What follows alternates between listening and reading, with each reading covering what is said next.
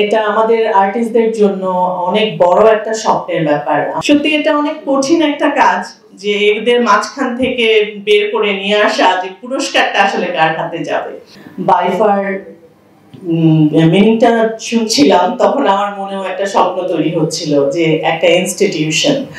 এটা আমাদের আর্টিস্টদের জন্য অনেক বড় একটা স্বপ্নের ব্যাপার। আমরা সবসময় আশা করেছি যে বাংলাদেশে একটা ইনস্টিটিউশন হবে। জানি না আসলে কতদূর হবে বা কতদূর আমরা এটা দেখতে পারবো, তবে এই যে স্বপ্নটা আমরা দেখছি এটাও অনেক বড় ব্যাপার। আজকে অনেক অনেক অনেক নাটক, গান, সিনেমা, অনেক কিছু নিয়ে আমরা বসেছিলাম, কাজগুলো দেখছিলাম, অল্প অল্প করে আজকে দেখার সুযোগ পেয়েছি। অনেক সময় হয় যে নিজের পছন্দের কাজগুলোই দেখি, মোটামুটি সবকিছু তো আর দেখা হয় না। তো এই কাজটা করতে এসে অনেক কিছু বাধ্য হয়ে দেখতে হচ্ছিল এবং দেখতে গিয়ে মনে হচ্ছিল যে আসলে অনেক সময় আমরা অনেক ভালো কিছু ইচ্ছে হয় না ভেবে বাদ দিয়ে দেই। মনে করি যে আচ্ছা এটা আমি দেখবো না, ওটা আমি দেখবো না, বায়াসড হয়ে যাই। কিন্তু এই কাজটা করতে এসে মনে হলো যে বায়াসড না হয়েও আমরা কাজ দেখতে পারি, কাজ দেখে আমরা বিচার করতে পারি।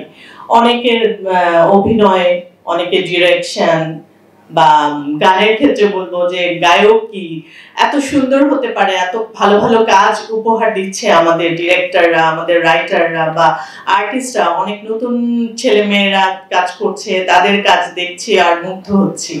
সত্যি এটা অনেক কঠিন একটা কাজ যে এদের মাঝখান থেকে বের করে নিয়ে আসা যে পুরস্কারটা আসলে কার হাতে যাবে।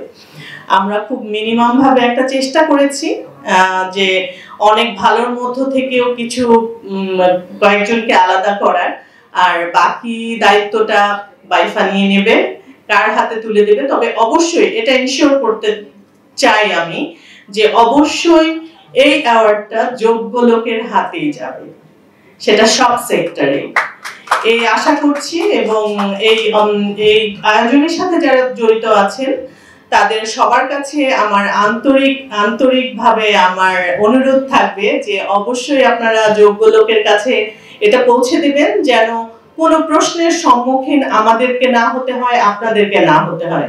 আপনারাও গর্বিত হবেন এবং যারা পাবেন বা আমরাও যেন গর্বিত হই এই কাজটা করে। সামনে আরো সুন্দর সুন্দর এই ধরনের কাজের সাথে জড়িত থাকতে চাই। আর সাংবাদিক ভাইদেরকে বলবো আপনারা সবসময় আমাদের সাথে আছেন, সাথে ছিলেন এবং সাথে থাকবেন। অবশ্যই যোগ্য লোকের সাথে থাকবেন এবং তাদের কাজকে আপনারা সামনে এগিয়ে নিয়ে যাবেন। অনেক অনেক ধন্যবাদ।